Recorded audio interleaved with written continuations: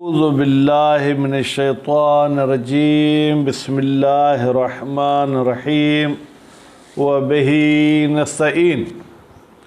الحمدللہ ہماری گفتگو مقصد اول میں تھی اور ہے۔ تو مقصد اول میں چند فصل تھے۔ پہلی فصل مادہ امر کے بارے میں تھی اور دوسری فصل جو ہیئت امر کے بارے میں تھی۔ اس ہیئت امر کے بارے میں انہوں نے کہا تھا کہ چند بحث یہاں پیش کریں گے۔ کل انہوں نے پہلی بحث آپ کے سامنے پیش کی کہ ہیئت کا مطلب اور مفہوم کیا ہے۔ آج آپ کے سامنے دو بحث پیش کیے جائیں گے کہ یہ ہیئت امر کس معنی پر دلالت کرتی ہے، اور دوسری بات یہ کہ آیا ہیئت امر کے علاوہ کسی دوسری چیز سے بھی ہمیں وجوب سمجھ میں آتا ہے یا نہیں۔ پھر اگر علی دوست صاحب کے شوق ہوا تو ہم جو ہے کہ ایک اور بحث بھی پڑھ لیں گے کہ اگر آپ کو ایک کام سے منع کیا گیا اور اس کے بعد پھر آپ کو امر کیا جاتا ہے، یہ امر کس چیز پہ دلالت کرتا ہے۔ پہلے میں خلاصہ سناتا ہوں، اگر کوئی چیز سمجھ میں نہیں آئے تو آپ ایسے ہاتھ اوپر کریں گے تو میں اس چیز کو دوبارہ جو ہے بیان کروں گا۔ فرماتے ہیں یہ تو آپ کل جان چکے کہ ہیئت افعل کو وضع کیا گیا ہے بأس کے لیے۔ بس یعنی کسی کام کے لیے تیار کرنا، کسی کام کے لیے کسی کو ابھارنا۔ نہ وہ وجوب کے لیے وضع کی گئی ہے نہ ندب کے لیے، یعنی اس کی لغوی معنی نہ واجب ہے اور نہ ہی مستحب ہے۔ تو پھر یہ چیزیں ہمیں کہاں سے سمجھ میں آتی ہیں؟ یہ خارج سے سمجھ میں آتی ہیں۔ مثلا جو ہے کیا ہے، ہم اس جملے کی، اس ماحول کی کیفیت کو دیکھیں گے، پھر یہ سمجھیں گے کہ ہاں یہ وجوب پہ دلالت کرتا ہے یا یہ جو ہے کہ وہ استحباب پر دلالت کرتا ہے۔ بنیادی طور پر جو امر کرتا ہے وہ ہم سے درجے میں مقام میں اونچا ہوتا ہے، بڑا ہوتا ہے۔ والد ہوتا ہے، استاد ہوتا ہے یا آقا ہے، ہم اس کے عبد اور غلام ہیں۔ اب باپ کا حق تقاضا کرتا ہے کہ باپ جو مجھ سے چیز طلب کرتا ہے میں اس کو وجود میں لے آؤں۔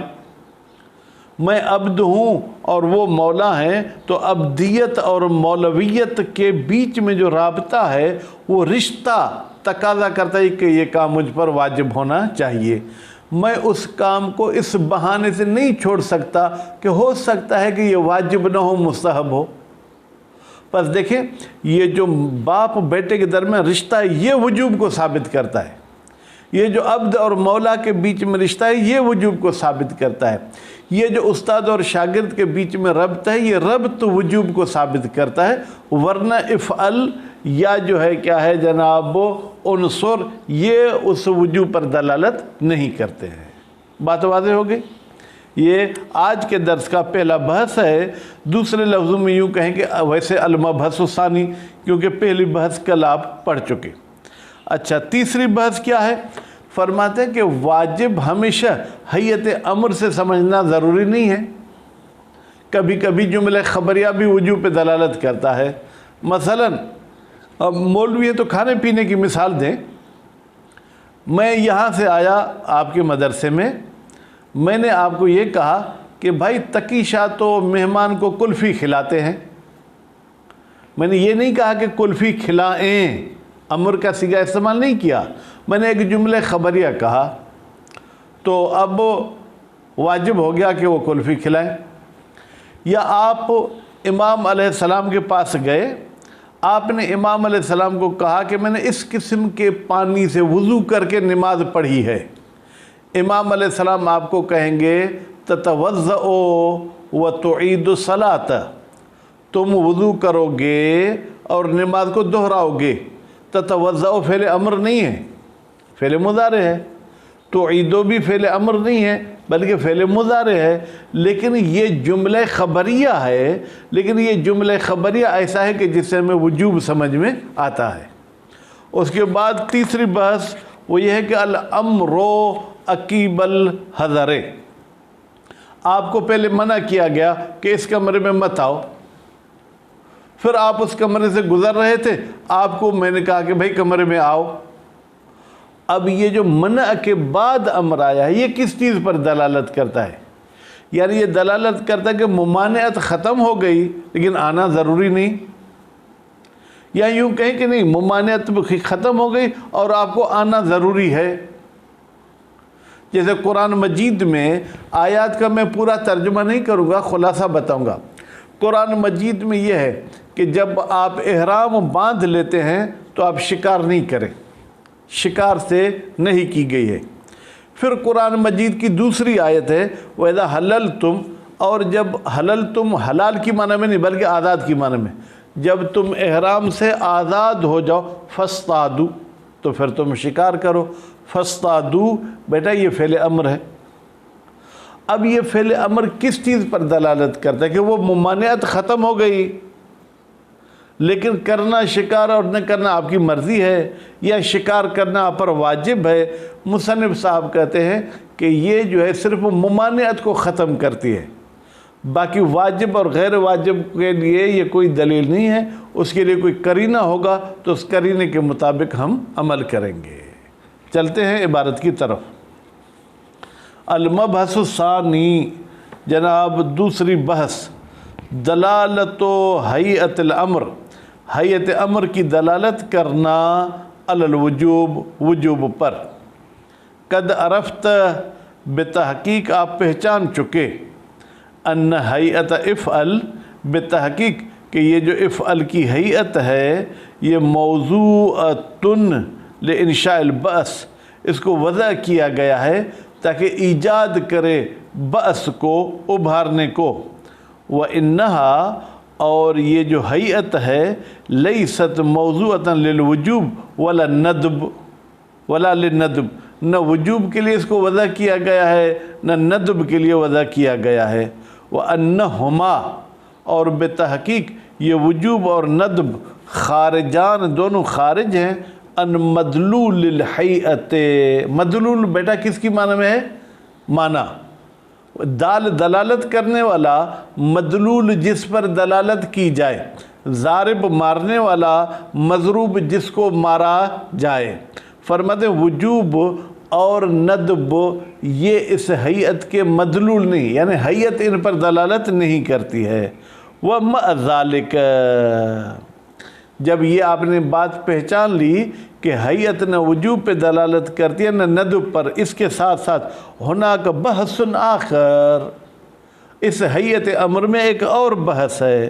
وہ بحث کیا ہے؟ وہ بحث یہ ہے انہو لا اشکال، بتحقیق کوئی شک اور اشکال اعتراض نہیں ہے، فی لزوم امتثال امر المولا، کہ لازمی ہے کہ مولا جب کوئی امر کرے تو ہم اس کی اطاعت کریں، یعنی واجب ہے۔ اذا علم، جب یہ ہمیں معلوم ہو کہ انہو کی ضمیر جائے گی مولا کی طرف، یہ مولا یطلب، اس کام کو طلب کرتا ہے، علی وجہ اللزوم، لازمی طور پر۔ مثلا جو ہمارے ہاں عادت ہے بر صغیر میں، بیٹا ایران عراق میں عادت نہیں ہے، آپ گھر گئے، آپ کے والد صاحب سو کر یوں اکر، بیٹا میرے پاؤں کو تو دبا دو، بیٹا میرے سر کو تو دبا دو، سر میں درد ہے، تو یہ بھی وجوب پہ دلالت کرتا ہے۔ لیکن یہ الفاظ اور حیعت وجوب پر دلالت نہیں کرتی، بلکہ بابا کا ارادہ ایسا ہے کہ ہم سوچتے ہیں کہ بابا کا ارادہ یہ ہے کہ یہ کام ہونا چاہیے۔ انما الکلام، بحث وہاں پر ہے، فیما اذا لم یعلم، جب بابے کے ارادے کا ہمیں پتہ نہ چلے کہ بابا آیا ضروری یہ دبانا چاہتے ہیں یا نہیں۔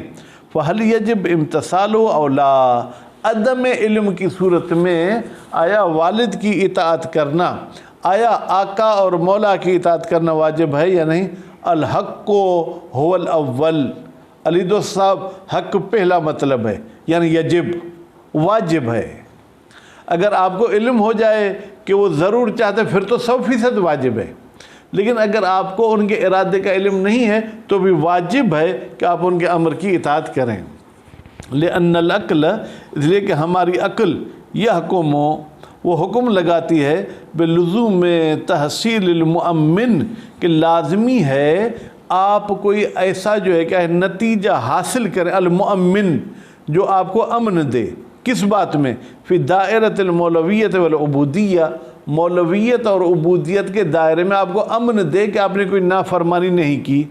वला यस्ह तर्कुल मामूर बिह, बेटा मामूरों को मैंने मरफू पढ़ा, मरफू नहीं होना चाहिए, तर्क मुज़ाफ है, मामूर मुज़ाफ है। वला यस्ह तर्कुल मामूर बिही, मामूर बिह को तर्क करना ठीक नहीं है। क्यों? बेमुजर्रद एहतमाल अन यकून तलबो तलबन नदबियन, सिर्फ आप ये एहतमाल दें शायद ये जो मौला मेरे वालिद करें ये मुस्तहब है। वहाज़ा मा युअब्बर अन्हु फ़ी सीरतिल उक़ला, कहते हैं ये जो हमने लफ्ज़ कहे कि एहतमाल नदब की वजह से उस काम को तर्क नहीं कर सकते हैं, इसकी ताबीर की जाती है उक़ला के सीरत और रविश में बेअन्न तर्कल मामूर बिह, बेतहक़ीक़ मामूर बिह को तर्क करना लाबुद्द ज़रूरी है। अन युस्तनद इला उज़्रिन काते, हाँ अगर आपके पास बेटा कोई पक्की दलील हो फिर आप तर्क कर सकते हैं, एहतमाल की वजह से उसे तर्क नहीं कर सकते हैं। फ़खरजना बिनतीजत तालिया, खरजना का वैसे लफ्ज़ी तर्जुमा हम निकले, लेकिन यहाँ पर आप तर्जुमा करें हम पहुँचे हैं इस नतीजे पर। इन्नल मदलूल अल मुताबिकी बेतहक़ीक़, इस हैयत अमर का जो मदलूल मुताबिकी है वो इस इफ़अल की हैयत का वो इंशाउल, बस बेटा वो ये है कि आप किसी को उभारते हैं कि ये काम करो, ठीक। और दूसरा नतीजा ये निकलता है अलवुजूब व लुज़ूमुल इम्तिसाल मदलूल इल्तज़ामी, भाई इस हैयत से वाजिब का मतलब लेना और इस लाजिम का मतलब लेना कि लाजमी है कि आप इस काम को अंजाम दें, ये दलालत इल्तज़ामी के ज़रिए हमें समझ में आता है। बेहुक्म अक़ल, अक़ल के ज़रिए लहा की मिल जाएगी हैयत की तरफ। अलमबहस सालिस, तीसरी बहस इस्तफ़ादतुल वुजूब मिन असालीब, बेटा मिन भी लगा हुआ है फिर भी मैं असालीब पर कसरा नहीं दूंगा अली दोस्त, क्योंकि गैर मुनसरिफ है। दूसरे भी रविश और तरीके हैं जिनसे वुजूब समझ में आता है। इन्ना लिल कुरान व सुन्नत, बेतहक़ीक़ कुरान मजीद के लिए और सुन्नत यानि आइमा मासूमिन रसूल अकरम की सुन्नत के लिए, बेटा अब इन्ना का इसम क्या है, असालीब उखरा, कुछ और भी रविशें हैं फ़ी बयान वजूब वल इल्ज़ाम, जो बयान करती हैं कि ये काम आप पर वाजिब है, ये काम आप पर लाजिम है, गैर सीगतल अमर, वो सीगा अमर नहीं है। फ़तारतन युअब्बर अन्हो, फिर कभी कभी ताबीर की जाती है उस वजूब के लिए बिलफ़्ज़िल फ़र्ज़, उसमें फ़र्ज़ का लफ्ज़ इस्तेमाल करते हैं। वल किताबत, कभी कभी किताबत का लफ्ज़ इस्तेमाल करते हैं, मुराद वही वाजिब होती है, लफ्ज़ तब्दील हो जाता है। मिसल कौल सुब्हानह, जैसे अल्लाह ताला का कौल है क़द फ़रज़ल्लाहु लकुम, अल्लाह ताला ने आप पर फ़र्ज़ किया है, बेमाना वाजिब किया है। आगे आयत का तर्जुमा बेटा आप ख़ुद कुरान मजीद में देख लेना। वकाल, फिर एक और जगह पर कहा अल्लाह ताला ने कुतिब अलैकुम सियाम, कुतिब बेमाना वुजिब, आप पर वाजिब हैं रोज़े रखना। फिर तीसरी जगह पे अल्लाह ताला फरमाता है इन्ना सलात कानत अलल मोमिनीन, बेतहक़ीक़ नमाज मोमिनीन पर किताबन, यहाँ भी किताब मस्तर की सूरत में, किताबन बेमाना वाजिबन, यानी वो मोमिनीन पर वाजिब है। व उखरा, और कभी कभी वजूब हमें समझ में आता है कैसे बेटा, फरमाते हैं युजअलुल फ़िअलु फ़ी उहदतिल मुकल्लफ़, कोई काम आप सामने वाले के ओहदे लगा दें। मसलन क्या भाई, ये सफाई जो है ये तो साजिद साहब करेंगे, आपने ये नहीं कहा साजिद तुम पर वाजिब है, ठीक है, तो ये सफाई का काम उनके ज़िम्मे लगाना, दस्तरखान तकीशा बिछाएंगे और फिर जो है उस पर खाना अली दोस्त साहब रखेंगे, तो ये काम किसी के ज़िम्मे लगाना ये भी वजूब पे दलालत करता है। जैसे अल्लाह ताला फरमाता है वलिल्लाहि अलन्नास, अल्लाह की खातिर लोगों पर खाना काबा का हज है। अब वाजिब का लफ्ज़ नहीं है, लेकिन हज की ज़िम्मेदारी इंसानों पर लगाई गई है, तो इसे वजूब समझ में आता है। मन इस्तताअ इलैहि सबीला, अलबत्ता हज उस पर वाजिब होगा जिसके पास इस्तिताअत होगी। व सालिसा, और तीसरा तरीका जिसे वजूब समझ में आता है, युख़बर अन वजूद शैइन फिल मुस्तक़बल या मुस्तक़बिल। अब वो आप सोचेंगे कि हम ख़बर देते हैं कि कोई चीज़ मौजूद होगी मुस्तक़बिल में, मुशइरन در حالی کہ میں یہ مستقبل کا لفظ کہہ کے بیان کرنا چاہتا ہوں الناشی جو وجود میں ہے ان ارادت عقیدہ کہ بھائی میرا پکا ارادہ ہے کہ بھائی میں جون میں آؤں گا تو انشاءاللہ مچھلی مجھے المجد والے کھلائیں گے۔ قال سبحانہ تعالی، اللہ تعالیٰ نے فرمایا والوالدات یرضعن اولادہن حولین کاملین، مائیں اپنے بچوں کو 2 سال دودھ پلائیں، یعنی ابھی کوئی ماں نہیں بنی ہے تو بھی اس کے لیے اگر بچہ ہوگا تو واجب ہے کہ وہ دودھ پلائے۔ تو بیٹا یرضعن یہ فعل مستقبل ہے، مستقبل کی معنی دے رہا ہے، لیکن وجوب اس سے سمجھ میں آتا ہے۔ وَأَمَّا سُنَّتُ، اچھا سنت میں آپ کوئی بتائیں جو جملہ حیت امر نہ ہو وجوب پر دلالت کرے۔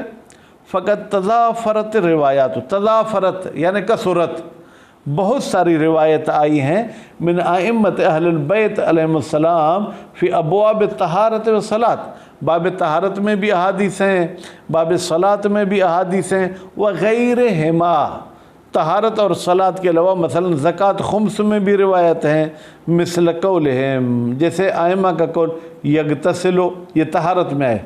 بیٹا آپ نے جا کے پوچھا کہ صحیح فلاں بندے نے ایسے نہایا ہے تو امام نے کہا یغتسلو، یعنی وہ نہانا کافی نہیں، واجب ہے کہ یہ غسل کرے۔ یعید الصلاۃ، یعید الصلاۃ، بیٹا صلاۃ مفعول ہے یعیدو کا۔ آپ نے کہا کہ صحیح میں نے ایسے نماز پڑھی تو امام نے کہا کہ اس نماز کو دہرایا جائے گا، یعنی واجب ہے کہ دہراؤ۔ او یستقبل القبلۃ، یا آپ کہیں گے کہ میں نے نماز پڑھی بعد میں پتہ چلا کہ اس طرف تو قبلہ نہیں تھا، امام نے کہا یستقبل القبلۃ، واجب ہے کہ آپ نماز پڑھو رو بقبلہ۔ فالجمل الخبریۃ فی ہذہ الموارد، ان موارد میں یہ جو جملہ خبریہ ہیں، جمل بیٹا جمع ہے جملہ کی، یہ جو جملے آئے ہیں وَإِنْ اُسْتُعْمِلَتْ فِي مَعْنَاهَا الْحَقِيقِي، اگرچہ اپنے حقیقی معنی میں استعمال ہوئے ہیں، یعنی کیا انشاء کی معنی میں نہیں ہیں۔ اعنی الاخبار عن وجود شے، کہتے ہیں وہ میں نے ارادہ کیا ہے معنی حقیقی سے کہ میں خبر دے رہا ہوں کہ فلاں چیز مستقبل میں موجود ہوگی، مثلا غسل مستقبل میں ہوگا، رو بقبلہ مستقبل میں ہوگا، لیکن بالداء طلب والبعث، لیکن ان جملوں کے کہنے کا بیٹا دائی اور سبب کیا ہے؟ یہ ہے کہ میں چاہتا ہوں کہ یہ کام وجود میں آئے، میں آپ کو ابھارتا ہوں کہ یہ کام آپ کریں۔ وقد عرفت، اور آپ پچھلے بحث میں پڑھ کر آئے، ان بعث المولا، جب مولا ابھارتا ہے کسی کام کے لیے تو اس کام کو ترک نہیں کیا جائے گا، لا یترک بلا دلیل، بغیر دلیل کے آپ اس کو ترک نہیں کر سکتے۔ ہاں البتہ مولا کہے کہ بیٹا آپ کو غسل کرنا پڑے گا، پھر کہ اگر نہیں بھی کریں تو کوئی مسئلہ نہیں، پھر آپ اس غسل کو ترک کر سکتے ہیں۔ المبحث الرابع، چوتھی بحث، الامر عقیب الحذر، منع کرنے کے بعد امر آ جائے۔ جناب ساجد صاحب زیادہ نہیں ہیں، یہ کھلی کھلی لکھائی ہے اس لیے ہم پڑھ رہے ہیں۔ اذا ورد الامر عقیب الحذر، جب امر آ جائے ایک منع کے بعد، ایک نہی کے بعد، فہل یحمل الامر علی الوجوب، کیا اس امر کو حمل کیا جائے گا وجوب پر، اور لا، یا اس کو وجوب پر حمل نہیں کیا جائے گا۔ بھائی پہلے تو مثال دیں، وَمَثَلًا قَالَ سُبْحَانَهُ تعالیٰ، جیسے اللہ تعالیٰ نے فرمایا ہے اُحِلَّتْ لَكُمْ بَہِیمَةُ الْأَنْعَامِ، تمہارے لیے حلال کی گئے ہیں جانوروں کو، الا ما یتلا، سوائے اس کے کہ جس پر اللہ کا نام نہ لیا جائے۔ بیٹا ایسے ہی آپ ذبح کریں بسم اللہ نہ کہیں، اللہ اکبر نہ کہیں، پھر تو وہ حلال نہیں ہے۔ غیر محل الصید، لیکن حلال نہیں ہے وہ شکار، وانتم حرم، در حالی کہ تم حالت احرام میں ہو، یعنی احرام کی حالت میں شکار نہیں کر سکتے ہو۔ ثم قال، پھر اللہ تعالیٰ نے فرمایا اذا حللتم، جب تم احرام سے باہر آؤ، فاصطادوا، تو شکار کرو۔ یہ فاصطادوا امر ہے۔ بھائی پہلی آیت میں شکار سے حالت احرام میں منع کیا گیا اور یہاں پر امر آ گیا۔ فقد اختلف الاصولیون، تو پھر علم اصول والوں نے اختلاف کیا ہے فی مدلول حیت الامر، اس امر کی حیت کی معنی میں، عقیب الحذر جو منع کے بعد آئی ہے، علی اقوال، علی اقوال جار مجرور، اس کا تعلق اختلاف کے ساتھ ہے۔ خوب، وہ کون سے قول ہیں؟ ایک ظاہرۃ فی الوجوب، کہتے ہیں کہ یہ امر ظہور رکھتا ہے کہ یہ کام آپ پر واجب ہے، یعنی شکار کرو۔ بے ظاہرۃ فی الاباحۃ، یعنی آپ کے لیے مباح ہے، کرنا چاہو تو شکار کر سکتے ہو، نہیں کرنا چاہو تو نہیں کرو، ٹھیک ہے۔ جیم فاقدۃ للظہور، بھائی اس امر کو ہم کہیں گے کہ یہ مجمل چیز ہے، نہ وجوب میں دلالت کرتی ہے نہ اباحہ میں دلالت کرتی ہے، یہ کسی مطلب پر دلالت نہیں کرتی۔ والثالث هو الاقویٰ، اگر جعفر سبحانی فرماتے ہیں یہ تیسرا قول قوی ہے، لأن تقدم الحذر، اس لیے کہ منع کا مقدم ہونا، پہلے منع کا آنا، یصلح صلاحیت رکھتا ہے، لأن یکون قرینۃً، تاکہ یہ منع قرینہ بن سکے، علی ان الامر الوارد بعدہ، بتحقیق وہ امر جو اس منع کے بعد آیا ہے، لرفع الحذر، وہ اس منع کو ختم کرے گا، لا للایجاب، یہ وجوب کے لیے نہیں ہے۔ فتکون نتیجۃ ہی الاباحۃ، پھر تو نتیجہ یہ ہے کہ واجب بھی نہیں ہے حرام بھی نہیں، یعنی مباح ہے۔ کما یحتمل، جس طریقے سے کہ یہ بھی احتمال ہے کہ ان المتکلم لم یعتمد علی تلک القرینۃ، متکلم صاحب نے اس نہیں کے مقدم ہونے والے قرینے کو نظر انداز کیا ہے، وَأَطْلَقَ الْأَمْرَ لِغَایَةِ الْإِجَابِ، اور مولا نے مطلق آپ کو حکم دیا ہے، فَاسْتَادُوا، تاکہ واجب ہے تم کیا کرو، شکار کرو، فَتَكُونُ النَّتِیجَةُ هِیَ الْوُجُوبُ، پھر نتیجہ کیا ہوگا بیٹا، وجوب کا ہوگا۔ وَلِأَجْلِ الْإِحْتِمَالَيْنِ یکون الکلام مجملاً، بیٹا یہاں پر اباحہ کا بھی احتمال ہے تکیشا، وجوب کا بھی احتمال ہے، دونوں احتمال ہیں۔ پس جب دونوں احتمال ہوں گے تو ہم نہ اباحہ کو لیں گے نہ وجوب کو، ہم کہیں گے یہ بات ہمارے لیے مجمل ہے۔ ایک اور جملہ بھی اگر آپ یاد کر سکیں، کہتے ہیں اذا جاء الاحتمال بطل الاستدلال، اگر اباحہ والی بات آپ کے ذہن میں آتی ہے تو وجوب والا احتمال بھی ہے، اس احتمال کی وجہ سے اباحہ والی بات ختم ہو گئی، اور وجوب کی بات اگر آپ کے ذہن میں آتی ہے تو اباحہ والا احتمال وجوب والی بھی ختم ہو گئی، نتیجے میں یہ جملہ ہمارے لیے مجمل ہوگا۔ نعم اذا قامت القرینۃ، ہاں جب کوئی قرینہ آ جائے، علی ان المراد هو رفع الحذر، کہ بھائی یہاں پر اس امر سے مراد یہ ہے کہ اس پابندی کو اٹھایا جائے، فهو امر آخر، تو یہ الگ بات ہے، پھر تو ہم قرینے کے نوکر ہوں گے۔ قرینہ جب کہے گا کہ بھائی ممانعت کو اٹھایا گیا ہے تو پھر آٹومیٹک اباحہ آ جائے گی۔ خارج عن البحث، یہ قرینہ آ جائے تو یہ ہمارے محل بحث سے خارج ہے۔ ہمارا محل بحث بیٹا وہاں ہے جہاں پر کوئی بھی قرینہ نہ ہو، پھر یہ امر آیا وجوب پر دلالت کرتا ہے، اباحہ پر، تو آگا جعفر سبحانی کہتے ہیں دونوں پر دلالت نہیں کرتا، یہ ہمارے لیے بات مجمل ہے۔ امید ہے کہ بحث سمجھ گئے ہوں گے، پھر اگلی بحث بھی بالکل آسان ہے، انشاءاللہ العزیز کل پڑھیں گے۔ صلی اللہ علی محمد و آل محمد۔